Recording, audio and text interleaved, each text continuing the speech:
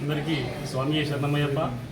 ఈరోజు బాల్కొండ మండల కేంద్రంలోని అయ్యప్ప ఆలయంలో అయ్యప్ప జన్మ నక్షత్ర సందర్భాన ఈరోజు ఆలయ అర్చకులు మన గణేష్ జోషి గారి ఆధ్వర్యంలో ప్రత్యేకమైన పూజలు నిర్వహించడం జరిగింది. ఈ కార్యక్రమంలో మన చైర్మన్ గారు అలాగే ఆలయ కమిటీ సభ్యులు అందరూ పాల్గొనడం జరిగింది. దీనిలో గ్రామ ప్రజలంతా సుభిక్షంగా ఉండాలని అలాగే మన గ్రామం మరింత అభివృద్ధి చెందాలని ప్రత్యేక పూజలు నిర్వహించడం జరిగింది.